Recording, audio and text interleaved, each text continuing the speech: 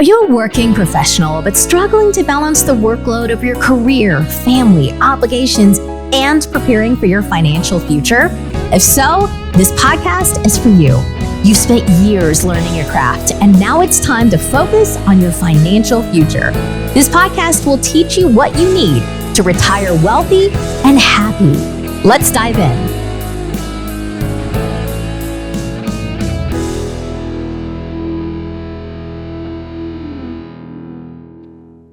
Welcome to the Retire Wealthy and Happy podcast.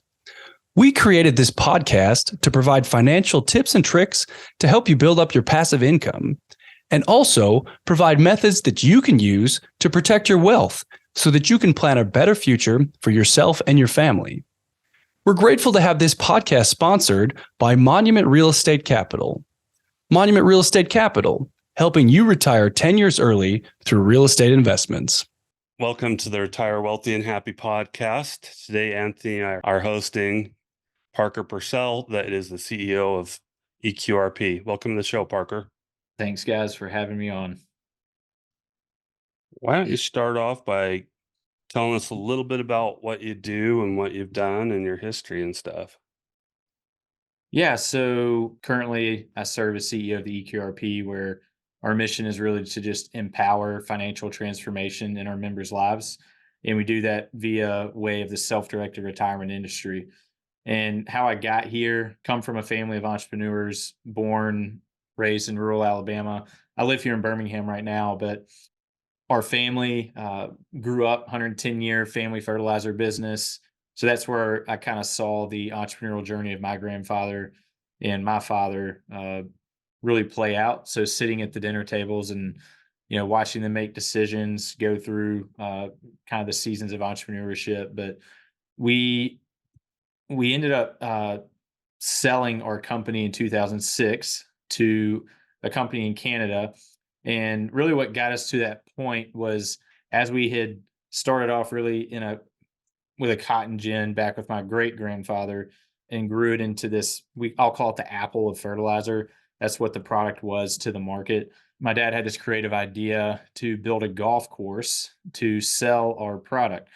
And so typically in an industry that's riddled with just a lot of friction with your golf course superintendents, they work 12, 15-hour days, they're always short staffed. They're always dealing with budgets. Like, when do they ever have an opportunity to buy and think about buying something that could help make their product, which is the course that they serve, better? And so we just saw a massive opportunity to really change the way that the selling was done. And so my father said, "Hey, we're going to take our corporate headquarters out to our farm. We have a 3,200 acre farm here in Alabama, and we moved the corporate headquarters out there, and then we built a golf course. And now the whole ploy with that was to bring them out of their environment and take them to us for a 3-day, 2-night experience, to where we had all our product out on the golf course. So think of it as like a living laboratory, and it was always fun first. So when these people got out there, they were like, "Hey, first things first is we're going to get you a nice fat steak. You're going to get a great night's sleep. You're going to wake up feeling rested. And then first thing tomorrow morning, we're going to go play some golf." And they're like, "Oh man, like, that's going to be awesome." And so as they played, each hole had either a different type of grass, a different blend of grass with different application of our fertilizer on it. So as they're playing, it was also educational. So our superintendents and staff was out there telling them about what was happening.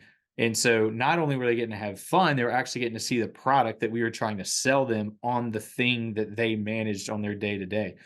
And so we ran, that whole strategy for about 3 years, had over a 90% conversion rate, of prospects to clients or new customers. And that's when we sold in 2006. And so after that happened, we were really left with an opportunity to figure out what's next. And we never actually saw ourselves selling the business, but sometimes somebody says, "Oh, never sell it." Well, everybody's got their number, and a company made it an offer we couldn't refuse and de-risk ourselves, and that happened in 2006. And obviously a couple of years later, what happened in the '08 financial crisis. And So it was really a blessing in disguise for us. So for the next 10 years, we were really trying to kind of figure out what we were going to do with all those assets on our property. And, at the time when it sold, I was freshman, sophomore in high school. And so, I went off to Auburn University, got my degree there in marketing. And, while we're kind of in the middle of figuring it out, I went and started working for Chick-fil-A and wanted to go learn how to run a business myself. And so for 3 years, I spent in Pensacola, Florida, ran a store down there, general manager down there essentially, and got to travel the country, open up stores across the country, which was really fun, great learning experience, and wanted to go be an operator. That's kind of was my goal of what I wanted to go do.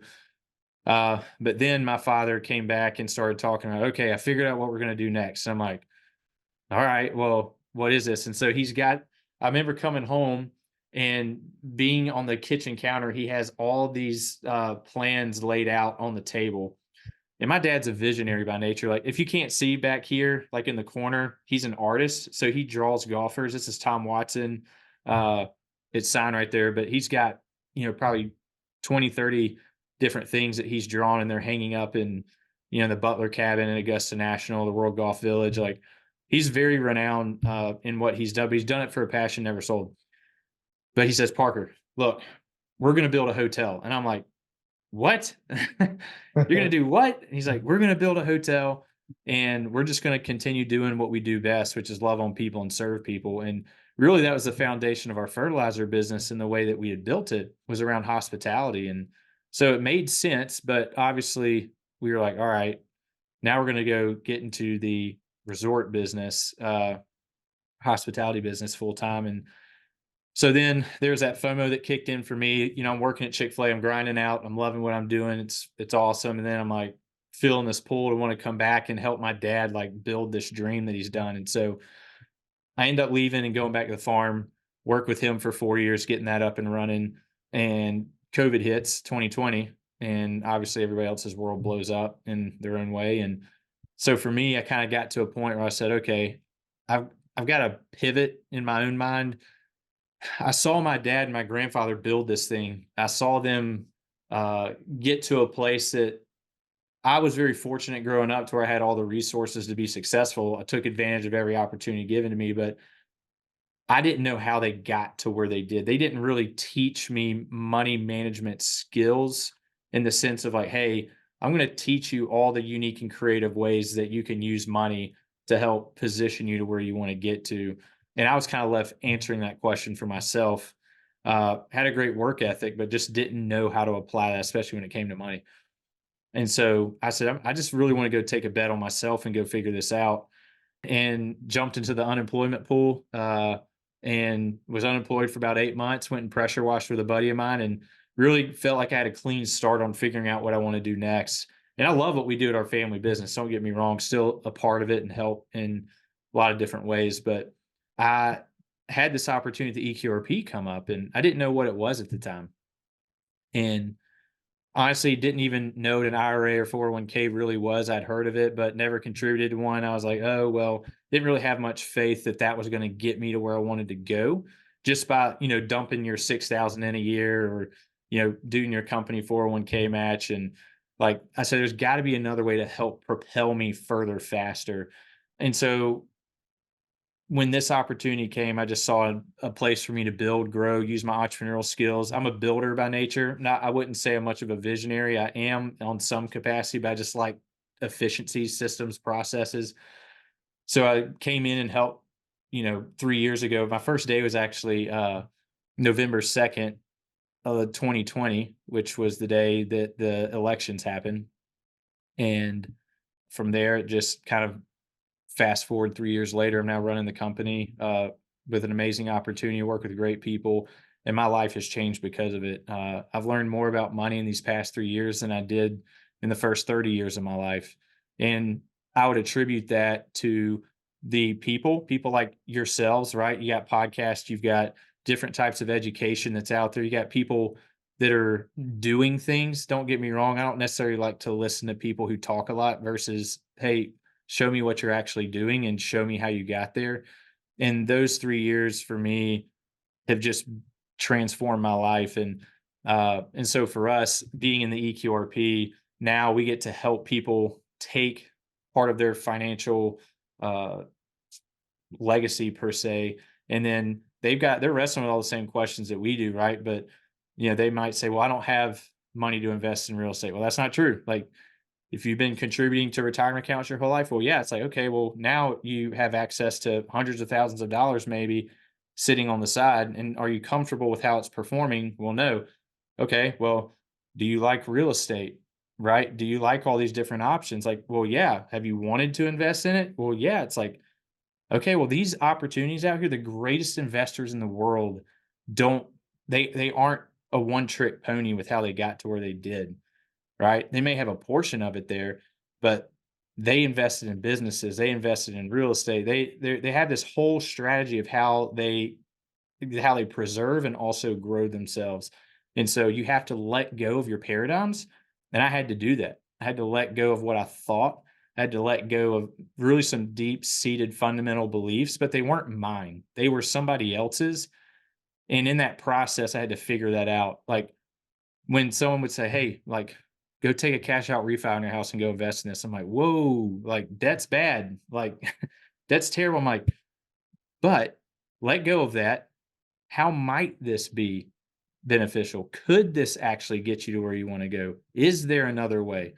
And so I started taking these steps and doing it. And now I'm like, man, if I'd continued with that way of thinking, now I'm not saying wisdom and discernment or like you still need that in your life, but like if I kept that type of thinking, I wouldn't have gotten to where I did. So uh it's really kind of an overview of hopefully that gives you a clear picture of who I am, what I do. And like I said, I'm just born in Alabama, just love to work hard, love my college football, uh like a good cup of coffee in the morning, and just love to help people who fundamentally are where I saw myself 3 years ago, and get to help them kind of explain their journey and guide them to financial transformation, which is awesome.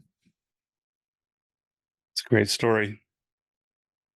Pretty incredible. I'm a little bit younger than both of you guys. You guys are both still pretty young, but you kind of grew up in the entrepreneurial space and took some time for yourself to find your way. What are some of those key things? I don't know if you can summarize it or there's a few key points, but what are the big things about money that when you learned about them, it flipped that switch in your head and started looking at it a little bit differently? I think there's a couple of things that money's money's the only thing I feel that in this world comes without a operating manual.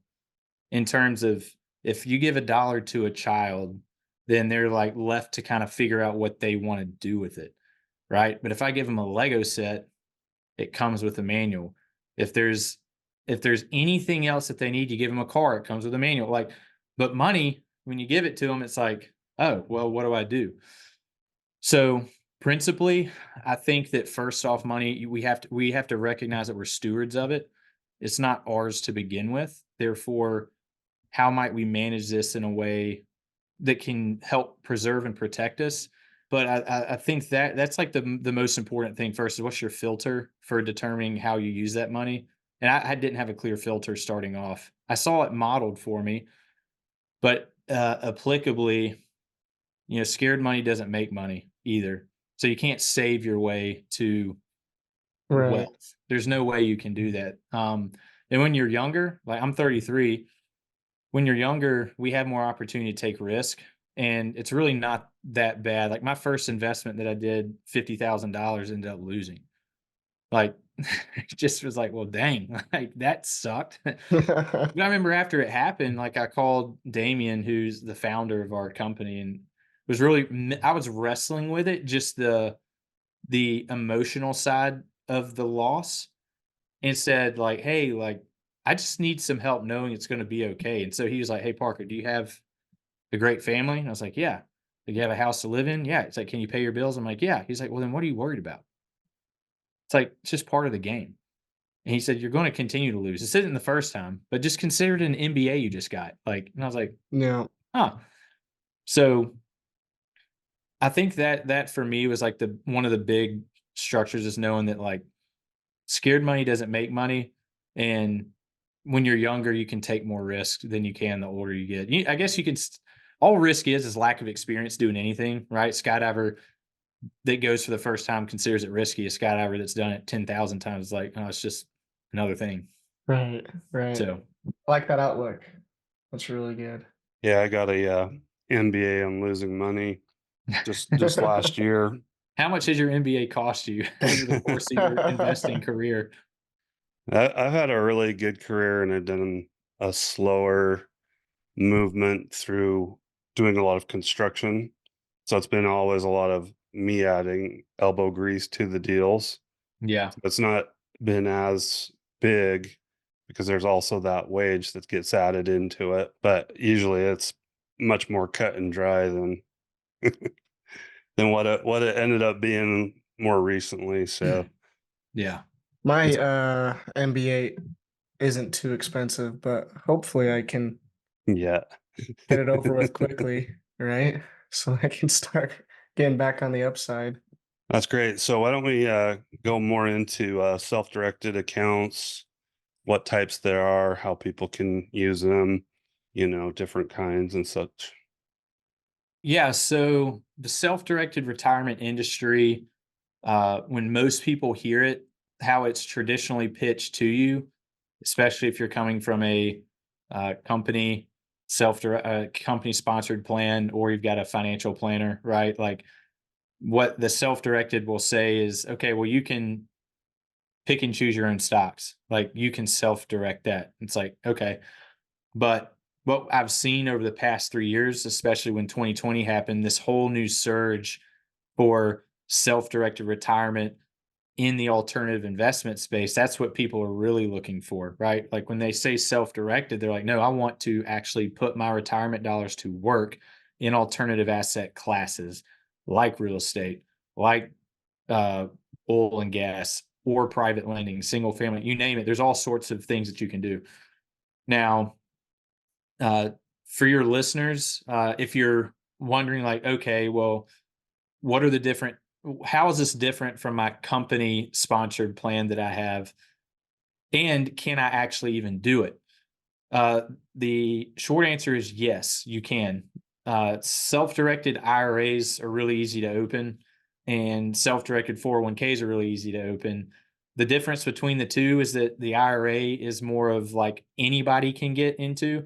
The self-directed 401k is for individuals who have like they're side hustlers, they got their own business, they're solopreneurs, you be high income earners, like because the 401k limits you can contribute more than you can a traditional IRA. So in that though, begs to answer the question, okay, well there's two different types of tools. Which one is better for my strategy, right? And that's another really important question. Well, what do you want to do?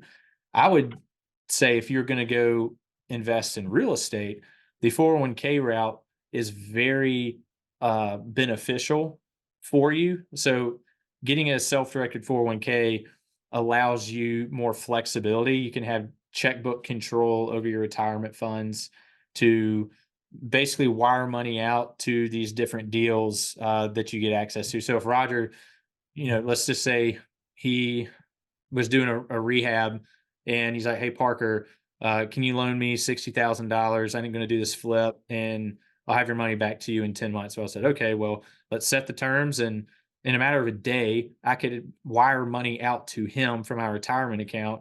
He could go do the work and then I could make 12, 15% return on my money. And now, like in 10 months, I've just taken $60,000, and made 15%. Like, and then now start thinking if you do that, in perpetuity, how much further that could get you than doing it the traditional way. And the reality is hoping it works out, right? Nobody's going to care about your money as much as you do. Therefore, when you take control, right, over your money, that gives you more empowerment to say, okay, it's on me. If someone else loses your money, you're still left holding the bag. So if it was Oh, me, I'd rather fall on my own sword, right? And everybody has the ability to do it. If you're telling yourself you can't, that's garbage. Like 3 years ago, I didn't know what I was doing. I had no idea. And then now, and I told myself all those things. Like it's just too complicated. Like I'll never be able to. I don't know where the deals are. Like you could say whatever you want and why you can't, but the reality is that you can, and it comes by educating yourself. And the self-directed entry is getting bigger and bigger and bigger because people are losing more faith in the traditional system in and of itself because you're also fighting inflation on the other side of that, right? So in the reality, like, so if I can have the opportunity to go make 15% with Roger, or maybe even 20 or whatever the opportunity could be, well, then if you just net out inflation on that, you're ahead versus, well, if I leave it in the, stocks and mutual funds or whatever, everybody takes their cut, their fees. Net, what am I left holding? Okay, well, then I got to pay tax. You're going to pay taxes on that at some point. Then you've got the inflation to fight with. So, what are you really left with? Right. So, you just have to ask questions. That's like so important. Seems to me like traditional, I like the things you're saying about self-directed because you can take your money, put it over here, compound it. Seems like you can just pull it back over. Traditional, yeah, there's a lot of fees, you're fighting inflation. It's only going to really pay off if you either started really early or if you're in it Mhm. for 20, 30 years, right? Yeah, and I'll say it like this, like the way we've built our company is on a service-based model, meaning like people like myself, we have 22 people that work in this company that all started off essentially where I did, and we've all grown together financially. We've all grown in education, we've all grown in knowledge. And the people that come in, we get to help take care of all that brain damage for them that comes with, well, how do I do this? I've got all these questions about how this thing works. What about the compliance? Like, you don't even have to worry about that because we take care of all that for our people. Really, what we're focused on is like, okay, let's get a clear reality of where you're at, right? In terms of your finances. And not only does that mean your retirement accounts, but that also means other things happening because it all bleeds together, right? Because it's all a strategy. And then let's get clear on where you want to go. And then we just help them map that out. So as they're coming across different deals, then we can say, give them guidance. We aren't advisors, okay? But we can say, this is what you can do, this is what you can't do. Well, actually, if you do it this way, then you can do it like that. So we can take deals that are also a no and how they want to do it, and then creatively work around it and structure it a different way to where they can do the thing that they want. But a lot of times, you work with people who are just reading off, call sheets or running down their list on, these, I call them legacy providers. They kind of give you the tool and then you're like, all right, have fun. But that's just not how it works. Like Yeah. Roger's like, hey, Parker, here's $60,000 for a rehab. Good luck. And I'm like, well, I've got a million different questions. Like we don't leave our people like off to just do it themselves. We help do it for them. I And it like makes that. it easier because they can focus on the thing they need to focus on, which is like taking their money and 10xing it. Right. So I actually don't have any retirement funds, and after listening to you talk for a little while, I'm like, "Oh, great. I better go sign up for one today." Well, But here's the good thing is like realtors, we work with a lot of realtors, solopreneurs, you name it, people who earn 1099 income, Schedule C, whatever, and they need a place to put that money, right? If you're going to have a massive taxable event, then you can use a vehicle like this to put money into, and then also go take that and invest it in other people's deals, right? So you could be privately, and that's what's great. Like for you, you have all this knowledge about real estate where you could take that and then apply it to your retirement funds. And then there's also creative ways for you. Like I'm always a big Roth fan. So if you can get to Mhm. Roth, meaning obviously no taxes ever, then you can use your real estate professional license to help even offset uh Roth conversions. And I'm not going to go too in the weeds on that, but there's a lot of creativity for you to get to where you want to Yeah. go. If you've lost a job, you've got old retirement accounts hanging out there. Like a lot of people just don't know that if you've been job hopping and you've been at a place for a long time, then you can take that money and put it into something like this as well. So there's a lot of different ways you can get access to that money, and our team helps you figure that out. Nice. Sounds like you guys are a business full of resources, and I like how you're very customer service based, you know? That sounds like it's important for you Chick-fil-A, my guys. man, my Yeah, pleasure. my pleasure. I love it. I'm the same in my work too. I think customer service comes above anything else, and it's really frustrating when you're calling you know, whatever it is you may be calling to pay a bill or to pay some utilities or to pay your mortgage, et cetera, et cetera. Sometimes it can be so frustrating to talk to someone, get your answers. So I even think in this space, you know, like you said, I get this all the time, and I've gotten it from people who I went to school with, and they call me and they're trying to sell me on something, and I'm like, I don't even understand it. You know, you're not explaining it. You're just trying to, you know what I mean? So, Just give the people what they ask for. Like, right. I think it I goes need a long help. way. Okay, well, how can we help? I need this. Okay, we'll take care of it for you. And Right. if we don't know the answer, I mean, we're going to say we don't know. That doesn't mean we aren't going to find out, because we have a lot of institutional knowledge here at this company, and and it's just fun. Like we learn more probably from our members, and that's part of our learning process is the things that they're doing.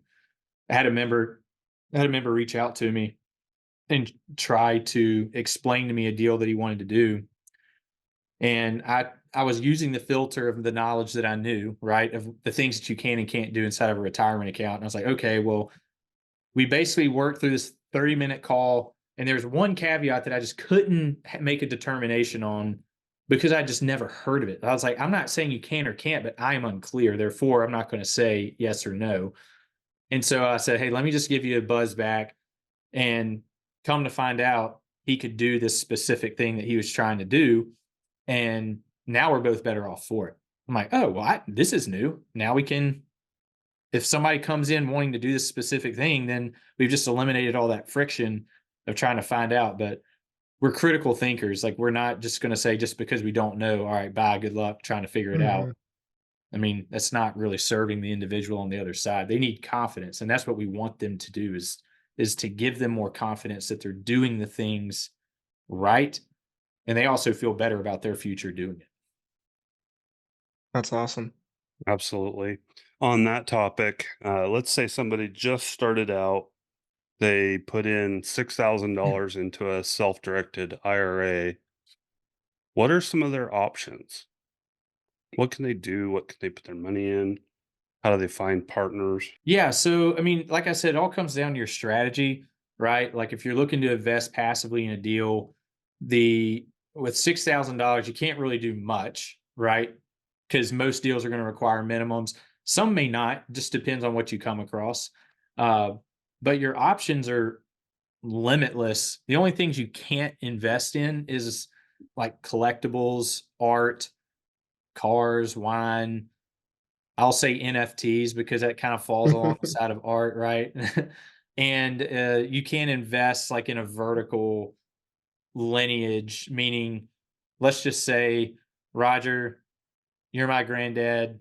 Uh, Anthony, I'm your dad. And so we're all three sitting in a bloodline. Like we all couldn't invest with each other in that way. But, if Roger's my uncle and you're my cousin, then I could invest with y'all on a horizontal line. So, but Interesting. we handle all that, like I said, all that brain damage for our people when they're talking through their deals with us. So, but with the self-directed IRA in particular, it's just a matter of figuring out what you can, what your opportunities are, and then it's just a matter of just sending that money out to work for you. On the thanks for your answer, by the way.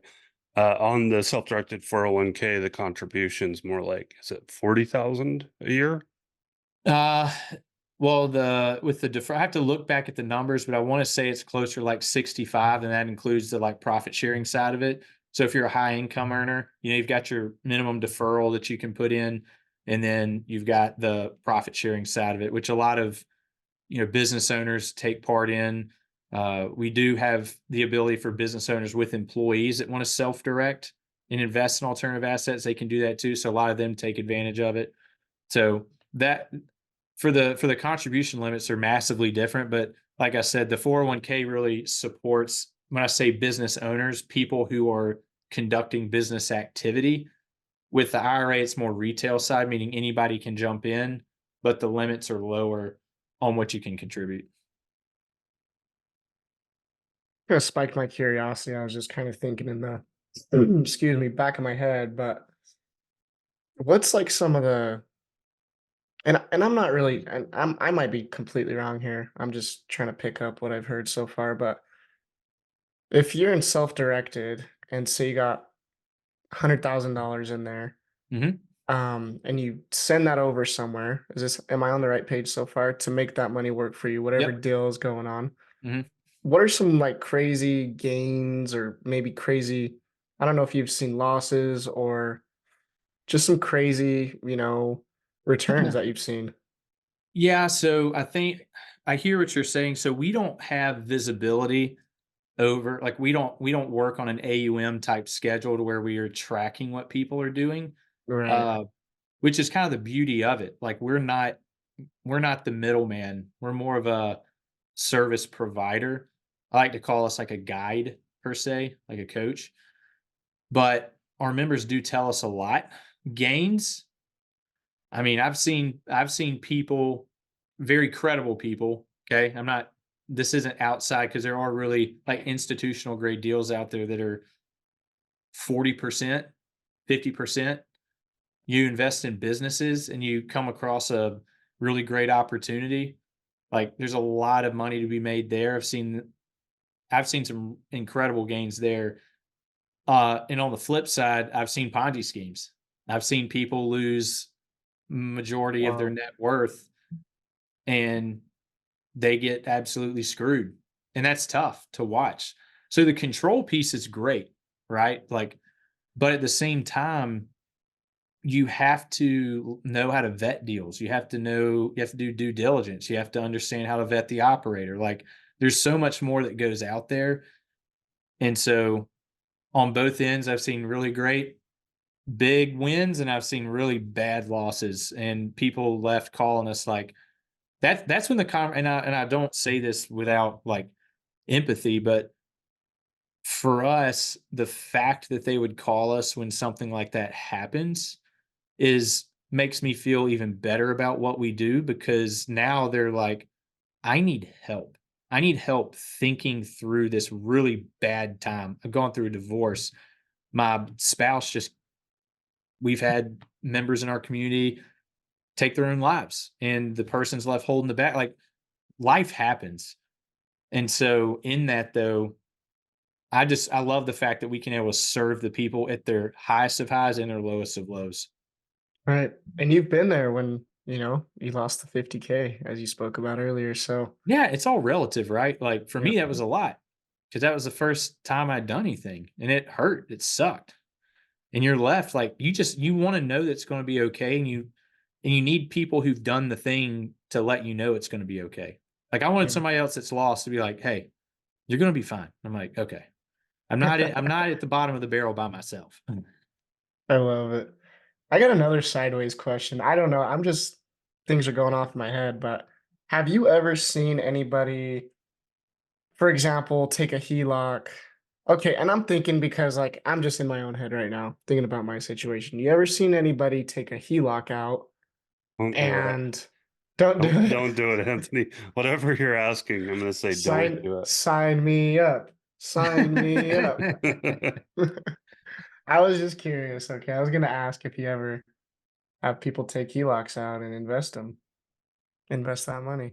Well, you could definitely do that if you had like something that was gonna happen that would come back, but you're gonna fight a negative interest rate Well, that's what against I your was wondering. gains, Yeah, I'd have and to find you'd a also have risk pot of and gold. liability and personal guarantees and stuff like Yeah. that.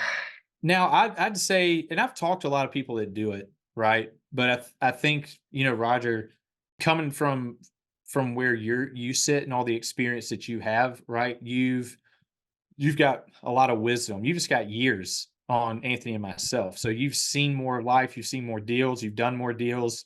And so your assessment of risk is valid in that. And I would have said, so for me, I actually did that. Okay. But I did that back when interest rates were near nothing. So for me, and I don't chase shiny things, right? Like if you go and take that money out and put it to work in something that you're like, oh, this is like the next big thing, like don't do that. That's stupid. Like Right. don't chase your emotion with the investing. But if you've done your due diligence and you understand, like, but that's part of the risk. Like as we're young, and Roger may not agree with this, but from where I'm sitting, right, if we lose, we have time to come back, right? We can't bet the farm. I wouldn't bet if I was in Roger's shoes, I wouldn't bet the farm where he's sitting. I'd be like, I got a family, I got all these things I want to do. And right now, it's just mitigating my own risk, right? I'm not things I won't do is leave my family high and dry. Like I will never invest my way to where it puts my family at risk of not being able to provide and take care of them. It might suck for a little bit, but that doesn't mean that don't have what it takes to get us out. But they aren't going to be worrying about where's my next meal coming from, right? Right. Right. So Very calculated. yeah, and Gotcha. everybody's situation is different. So this isn't like a one size fits all thing. I think depending on your situation, what you got going on, it may make sense for you. I've had a lot of people tell me that they do it with their stuff, but at the same time, it just depends where you are and what you're comfortable with. Good. Absolutely. I like it. I'd like to go down a little bit of a rabbit hole I and like those. say, let's say we have a typical realtor Okay. that's making about 150,000 a year. Okay. They don't have any type of retirement, and they've opened up an account where they've got a self-directed 401k, and they've got, let's say, 100,000 in that, you know, Joe Schmo or Roger Jacobson or whoever wants to borrow and use for flipping. Yep. What kind of protections advisory do you do? Do you vet anybody? Like if Anthony has an account and he's like, "Oh, I've got a friend that wants to borrow the money for a flip." Do you say, "Okay, think about getting a lien on the property in the self-directed retirement account?" And do you also like know the legal jargon for like syndication? So if Anthony says, "Oh, it's a 506B syndication," is that something you would stop them if they didn't know that, or would they just be able to So do that? yeah, like on some level, the control is the greatest and worst part of this, right? So a lot of the education falls on the individual going and doing the deal because we don't have optics on what people do. Like if they don't call us and tell us what they're doing, then we have no idea. But we aren't liable for the things that they do, right? Because we're a service provider for them. But we help give guidance, right? So can they invest with you? Absolutely. Right? Now, when you start talking about mitigating risk on that investment, we don't step into that unless that's like a big concern from them, and then we'll figure out that situation as it happens. But most of the time when people come in, they already have something they want to do. They know what they want to do. Now it's just the validation of can I do the thing with this money that I want? It's like, yeah, okay. And then they might come across some different things, right? So in terms of helping them fill out documentation, we'll do that when they, with their using their retirement accounts, like we'll help them work through the documentation, but we don't do any type of legal clarity on reading contracts for people or what. We'd have to triple the size of our team to be able to do that. And that's not something we necessarily want to like pivot down, but we do have legal counsel that we can reach out to for specific questions or if things come up or, you know, so we have resources at our disposal, but that's not part of our arm to where we will go that deep into when I say protecting the individual, it's just they're at risk in whatever they invest in. It's their job to vet it. And we will provide all the education when it comes to vetting, right? We'll have educational webinars for people within our community about how to vet deals, what due diligence looks like those types of things. And so they take that and then apply it to the investments that they're doing. Pretty cool. It would take a large legal team too, considering all the different facets of investing that you could have, and you'd have to have a syndication attorney on your legal team just constantly answering phone calls that were just ridiculous. Yeah, he would never not be talking to somebody. Yeah, I've done a lot of well, I've done 5 syndications, and so I've seen a lot of people, and we are definitely going to see a lot of people lose their money in syndications, because of bad management, lack of property managers, and just losing the appreciation with the high interest rates and stuff like that. So there's a lot of questions out there of how many dollars are going to be lost. And Mm, yesterday I was chatting with a couple of friends, and the number, varies so widely depending on who you're talking to, which asset class. We were talking about up to like $3 trillion worth of yeah. real estate that's going to be like foreclosed and REOs and stuff like that over the next year. I saw some number that McKinsey put out the other day about commercial real estate in major metropolitan cities that it was 19, almost 20% of office space didn't renew their lease in Q4, which was up like near 2% from the year before. And so like the values of all that commercial space, it's kind of like WeWork. Just look at what happened to WeWork, and it's what's happening to all these other places is because the need for it. Not saying you can't repurpose it, but it is there is a lot of bad things that are happening. And I don't want to be a doom and gloom type person, but it's this point actually. I'll hit the nail here. Like this point tells you why you should self direct your retirement because all these other things that happen will affect where your money is. And if you don't have the ability to be nimble and move, like you can do all the things traditionally that you want with a self directed account, right? You can still invest in stocks and mutual funds or whatever. But if you see something about to happen and you feel really uncertain, well, then you could like liquidate all your stocks. You could go buy gold and then just sit on it until everything like calms down, right? Or you could go pull money from one, industry and go put it in something else. Like that's the beauty of it is being able to be nimble and being able to move when things get weird, right? Because you may say, okay, well, real estate may be going down, but here's a great opportunity to go do some private lending, and that's what that's a really popular uh, investment right now we're seeing with our members is they've kind of migrated to this private lending sector because it's a little more, I guess in their mind it's a little less risky because they they understand the thing that they're lending to, the person that they're dealing with, and it's simple, it's clean. So hopefully that like I wasn't trying to get on a soapbox there, but it's so important to be able to have control over your money. Yeah, and to add to that story about office space, the COVID taught us that you do not need to be in an office and still get work done. But the average office lease is 7 years. Mhm. So there's offices that are being underutilized, and when their lease ends, they're just going to abandon and shrink, and go from the 13,000 square foot space to a 3,000 square foot space. And we're just Yeah. not even seeing it because it's not nimble. It's an average of 7 to 10 years. And so they're just sitting there going, we don't really have to pay to rent this office space because we're giving everybody the right to work at home. And Yes. it's working, like depending on who you talk to. I think Yeah. Elon Musk was the best example when he said everybody's coming back to work. I don't care where you work after 40 hours. Yeah.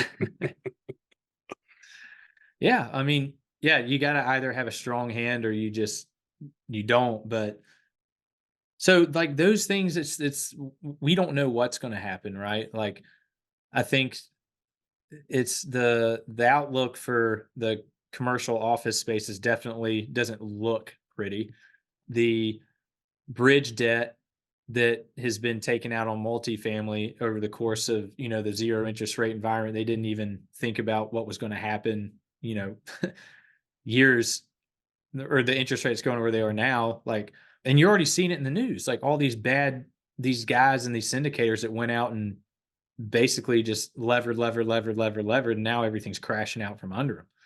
And so I'm almost more attracted to the non-sexy stuff. Like if someone says, "Hey, I got a 7% return right now, we're just going to hold." I'm like, "Cool. You got fixed interest debt?" "Yep." "Cool." That sounds good. But they're salesmen and they'll sell you the moon, and that's what I hate too. What stinks is the lack of education people get preyed on, and all while it's more important to have a group of people to be able to talk to, which is what we get to do with our members and help them think through what they're doing. And we'll go as far as they want us to go with them. We are only aware of the things they tell us, but they do ask us very thought-provoking questions like, "What do you think about this?" Well, you know, we just ask questions like, "Have you asked this question? Go ask this question. Go ask this question." Because a lot of times, really, the power lies within the question. If you don't ask the right question, then you could be setting yourself up for failure. But you ask the right one, then it might save you a lot of pain and heartache. Yeah, there's a quote that is, "The better your questions, the better your life." Yeah. All goes back to due diligence. If you skip over the nitty gritty, then might cost you down the road. Seen it happen in real estate all the time. Kind of Yeah. I mean, hover over that's, small things, end up becoming really big issues later. yeah. And, for us, like I said, it's just like we're really building this company to be a place where people can walk away better investor, right? So if I can help someone think through the aspects of what it takes to get into a deal or what it takes to uh, think through the deal and due diligence or ask the right questions. So, when we empower people to take control over their financial lives, like we have to provide better education. And that's what we're doing. Like, I wish people could come into our company and see what happens on a daily basis. Like, this is actually like our office space because we're redoing our building right now. So, like, all the meetings are held in my office, which is fine. I have a big fat wall TV. You can't see it's right there, I like the but we're cow pillows. oh yeah, you like that little farm theme right there? Yeah, I do. But like we're saying what resources can we give to our people to help make them more confident, how we can empower them to take more control over their financial lives. And so like that's the question we come in asking every day and striving for. So we're not trying to be a legacy based business. Like we're pushing the limits, right? Like we're looking at how we can implement tech into what we provide and deliver a better experience for them, help them feel more confident, comfortable with their picture. Like, so that's what I love about us is that we are, when I say a service-based company, it's not, I don't want to use it as a tagline because everybody says, "Oh, we got great customer service." Like, okay, what does that really mean?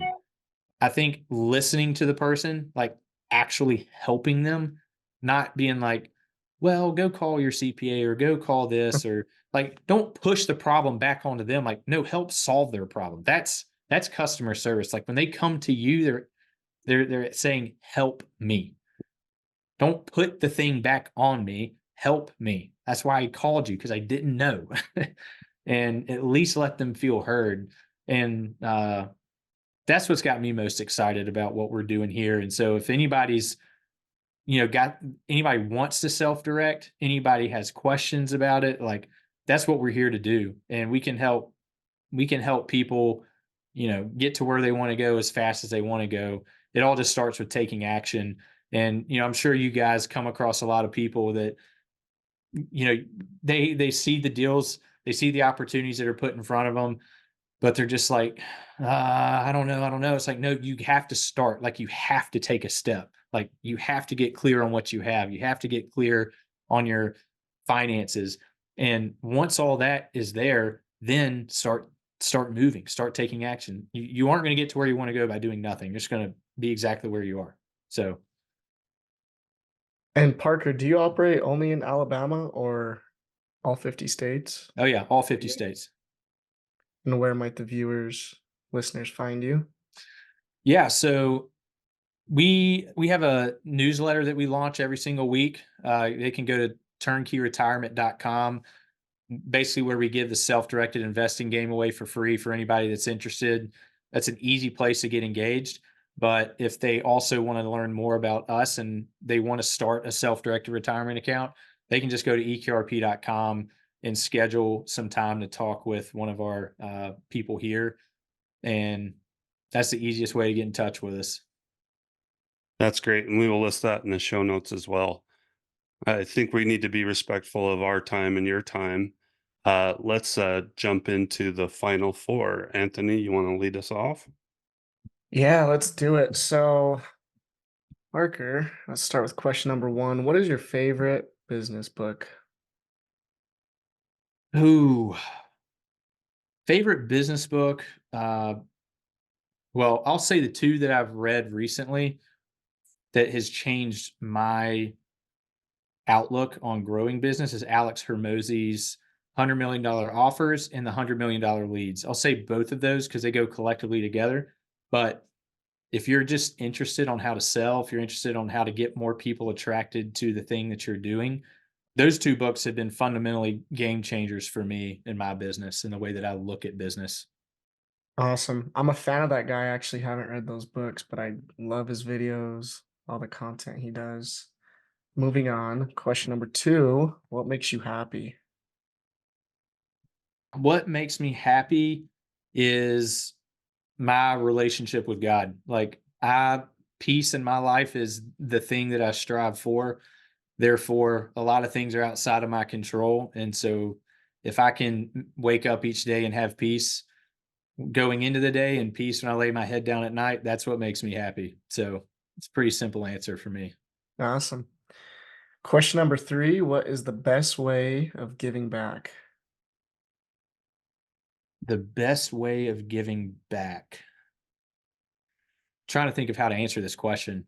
I think the best way to give back is when you look at, I kind of said earlier in the show, look at what you have. You're managing the things that you have. If you can't take it with you when you die, then do you truly own it? Therefore, that would then go to say, are you just managing the things that you have in life? So if there's opportunities for me to give, then I take advantage of that opportunity. I don't worry about the outcome of that. I do and answer the call of what's in front of me. And the more that you take that approach with your finances specifically, there's a lot more joy that can be found. And, as it says in scripture, it's more blessed to give than to receive. And I guarantee you, nobody's ever given money away to someone that needs it and regrets doing it. Absolutely. And that brings us to our final question. What does your future retirement look like, and or do you have one? A lot better than today. um, That's awesome. yeah, I got a lot of different things working for me. So yeah, I've got a retirement plan. It has involved a lot of different things, but you know, I'm taking the approach of being nimble, and anything that I do is going to allow me to have complete flexibility, whether it be with my EQRP, whether it be with my other investments outside of my retirement plan. So, but I will say it is much better than it was 3 years ago, and it's much better today, and it will be much better, 3, 4 years from now. Awesome. Well, Parker, it's been a pleasure having you on today. And My pleasure. yeah, I appreciate it. It's been a fun one. I'll get my HELOC done here shortly and hit you up. Yeah, the nice thing about doing that stuff through your retirement is the tax-free side of it. So we got a lot of other things that we didn't get into, like the tax for business income that's, debt related and stuff like that. But maybe on a future podcast, we can have you back and do a little bit more of a deeper dive. Yeah, for sure. And on a side note, if you ever, Roger, if you do more, when I say one to many, like you have live webinars you do with your people, your investors, and you want to have them ask questions, we love to be able to speak, if you do those types of things. So just know that that's a resource for you, that you don't have to necessarily try and answer yourself. You have something in your back pocket. You say, hey, I'm just get this guy on, he can answer all their questions. Absolutely. There's a lot of things that we do that are, a little bit of how do you do it and what is allowed and that kind of thing. So that would be great. We want to thank everybody for listening. Remind you that we've talked to Parker Pursell about his company EQRP and running self-directed IRA accounts and self-directed 401k accounts. This podcast is for educational purposes and is not legal or financial advice. Thanks everybody for listening, and we'll see you next time on the Retire Wealthy and Happy podcast. Hope you got value from this episode. And if you have a minute, then take the time to leave an honest written review for the podcast, because we take those reviews seriously and it'll help us serve you better on the next episodes. And most importantly, be sure to start taking action so you can control your financial future today.